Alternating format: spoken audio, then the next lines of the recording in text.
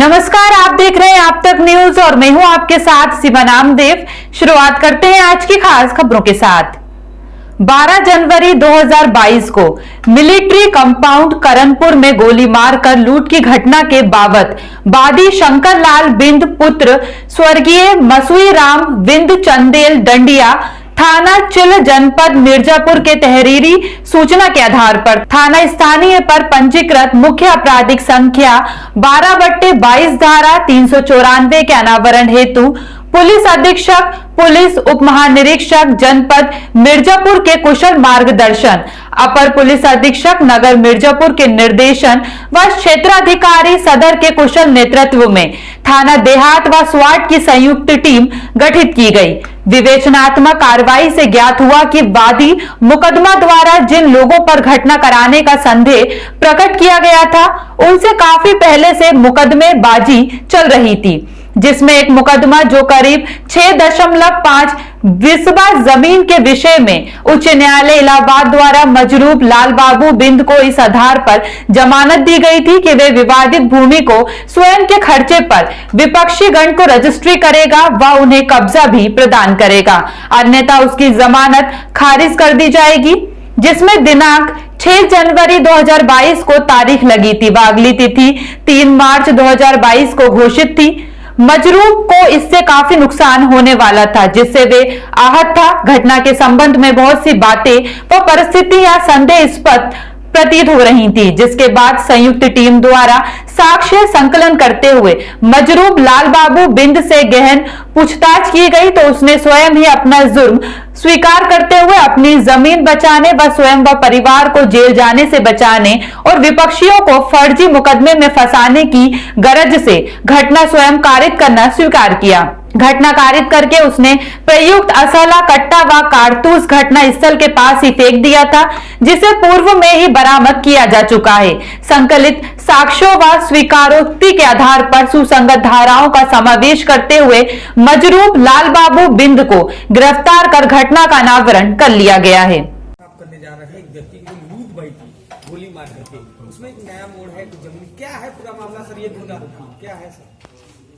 देखिए, दिनांक 12 जनवरी 2022 को करणपुर चौकी थाना कोतवाली देहात जनपद मिर्जापुर में एक गोली मार करके 3,75,000 लूट करने की घटना बाबूलाल बिंद जो है द्वारा लिखाई गई थी, जिसके परिदृश्य में पुलिस अपनी टीम के साथ स्वाट टीम, कोतवाली की टीम देहात की, साथ ही साथ सभी चौकी इंचार्ज इवन ऑफिसर्स, बड़े ऑफिसर्स भी मौके पर गए थे। हम लोग भी मौके पर गए थे और विजिट किया था। तमाम जो तथ्य आ रहे थे उस संबंध में हम लोगों ने काफी गहरी तफ्तीश की, जैसे कि वो 3,75,000 उसके जेब में रखने वाली बात, तमंचा मौके पे ही मिल जाना और उसका जो है कारतूस मौके पर मिल जाना, साथ ही साथ जो उसके घर पे स्टाम्प का मिल जाना और कैश जो स्टाम्प बेच करके होता है वो मिल जाना, मोबाइल का न ले जाना, इन सब बिंदुओं पर गहरी तफ्तीश की गई। और बाद में जब ये इलाज करके ट्रॉमा सेंटर से लौटा है मजरूब, तो उससे गहन पूछताछ की गई तो उसने बताया कि उसके पड़ोसी श्यामलाल बिंद से, जो कि यहीं पर चील थाना अंतर्गत रहने वाले हैं, उनसे इनका जमीन संबंधी झगड़ा 6 बिस्वा का चल रहा है और 6 बिस्वा का झगड़ा कई माननीय उच्च न्यायालय में वगैरह में ही हार गया था, जिससे आहत होकर के वो जेल भिजवाने के लिए उनके इस तरह का ये घटना उसने गढ़ा था और उसके प्रदेश में इसको जो है विधिक कार्रवाई करते हुए इसके कबूलनामा के आधार पर तथा झूठी सूचना देने के आधार पर जो भी विधिसम्मत होता है पीसी के तहत अभियोग दर्ज करके विधिसम्मत कार्रवाई की जा रही है। अच्छा, इसको कहाँ से ये आया सर, और ये क्या कट्टा ये कहाँ से बरामद पाया था, ये सब कुछ इसने बताया कैसे? हमने इससे पूछताछ किया है, अभी चूंकि थोड़ा सा चोट भी लगा हुआ है तो हमने इसे पूछा है, तो इसने बताया था कि इसको तमंचा कहीं मिला था जंगल में। हालांकि ये बात अभी इतना स्वीकार योग्य नहीं प्रतीत हो रही है, इससे पूछताछ और की जा रही है। जो भी तथ्य सामने आएंगे तो अनुसार विधिक कार्रवाई की जाएगी। अच्छा, तो 4.25 लाख ऐसे लूटे गए थे या सिर्फ एक नाटक? एकदम इसके पास इसने खुद स्वीकार किया है कि एक भी पैसा नहीं लूटा गया है, न लूट की कोई घटना हुई है। सिर्फ उस जमीन संबंधी जो 6 बिस्वा का झगड़ा है अपने पड़ोसी से, जो थाना अंतर्गत चील रहने वाले हैं लोग, उनसे उसी उद्देश्य से उनको अपनी निजी स्वार्थ के लिए तथा षड्यंत्र करके उनको फंसाने के लिए, ऐसा करने के लिए उसने इस तरह घटना कारित किया। मिर्जापुर में आज AIMIM के राष्ट्रीय अध्यक्ष बैरिस्टर असदुद्दीन ओवैसी पर कल मेरठ में हुए प्राणघातक हमले से नाराज AIMIM के जिलाध्यक्ष खालिद तिवारी की अगुवाई में महामहिम राज्यपाल को जिलाधिकारी के माध्यम से ज्ञापन सौंपते हुए कहा कि मेरठ जिले में बैरिस्टर पर हुए हमले की हम लोग घोर निंदा करते हैं। उन्होंने कहा कि हमले में शामिल अभियुक्तों पर सख्त से सख्त कार्रवाई की जाए, उनके ऊपर कराए गए प्राण घातक हमले के मास्टरमाइंड को तत्काल गिरफ्तार किया जाए, क्योंकि एक पार्टी के राष्ट्रीय अध्यक्ष व सांसद पर इस तरह से सरेआम हत्या करने की कोशिश लोकतंत्र के लिए बहुत ही खतरनाक है। उन्होंने कहा कि बैरिस्टर पर 4 राउंड गोली दागी गई, लेकिन वे सही सलामत बच गए। उन्होंने बताया कि बैरिस्टर असद उद्दीन डरने वाले नहीं है, ना ही उत्तर प्रदेश का AIMIM का कोई कार्यकर्ता डरने वाला है।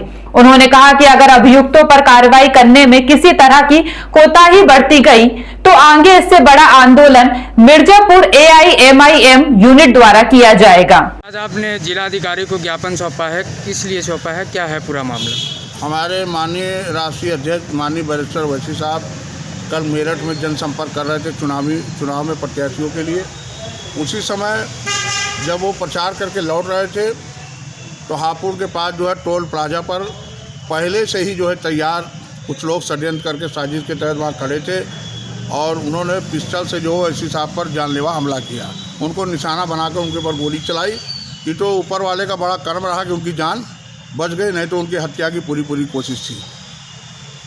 और उसी संदर्भ में आज हम लोग DM साहब के यहाँ मिले हैं, DM साहब को ज्ञापन दिए है कि दोषियों को तो पकड़ा गया है, जिन दोषियों को लोगों ने भेजा है, जिन लोगों की इसके पीछे साजिश है, उनके खिलाफ कड़ी से कड़ी कार्रवाई की जाए और नहीं तो MIM पार्टी सड़क पर उतरने का काम करेगी। कौन है वो लोग?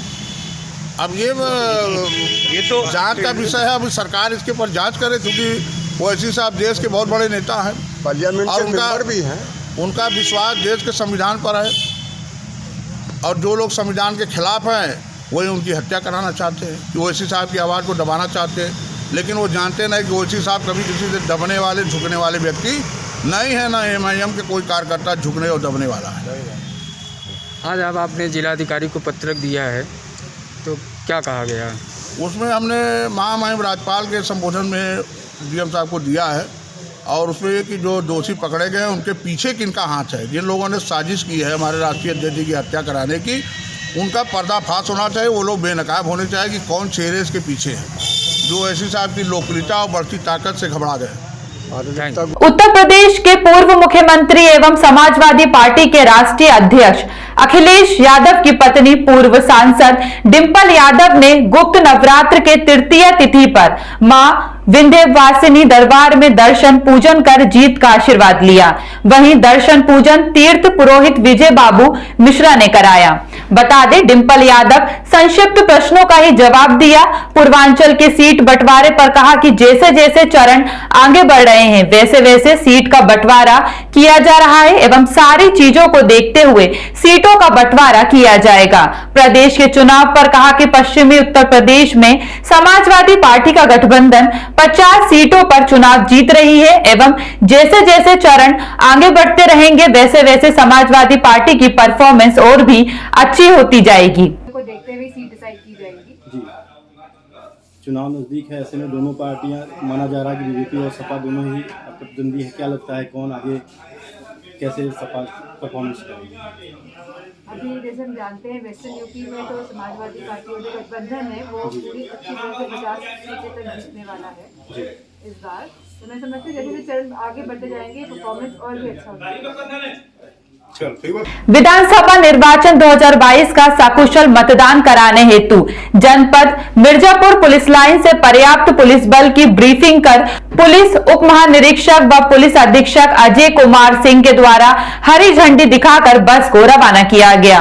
बता दें, उत्तर प्रदेश विधानसभा निर्वाचन 2022 को शांतिपूर्ण और सकुशल संपन्न कराए जाने के दृष्टिगत जनपद मिर्जापुर से पर्याप्त पुलिस बल की ब्रीफिंग किया गया तथा चुनाव को सकुशल संपन्न कराए जाने के आवश्यक दिशा निर्देश दिए गए तथा अधिकारी कर्मचारीगण को कोविड-19 से बचाव हेतु सैनिटाइजर, मास्क, आयुर्वेदिक काढ़ा व नोजल ड्रॉप तथा प्राथमिक उपचार हेतु फर्स्ट एड किट व अन्य प्राथमिक दवाएं तथा खाद्य सामग्री के पैकेट देकर पुलिस पार्टी के बस को हरी झंडी दिखाकर रवाना किया गया।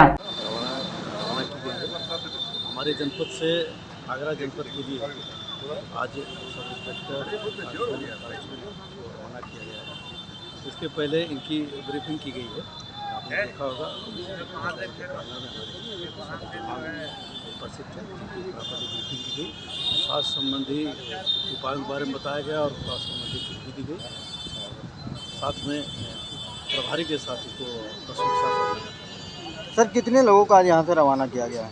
कुल संख्या लगभग 900 के आसपास है। सब इंस्पेक्टर और जो आगरा जनपद के लिए रवाना हुए हैं और आज ये कानपुर पीएससी में हाल्ट करेंगे और अगले दिन कानपुर आगरा जिले पहुँचेंगे। Thank you.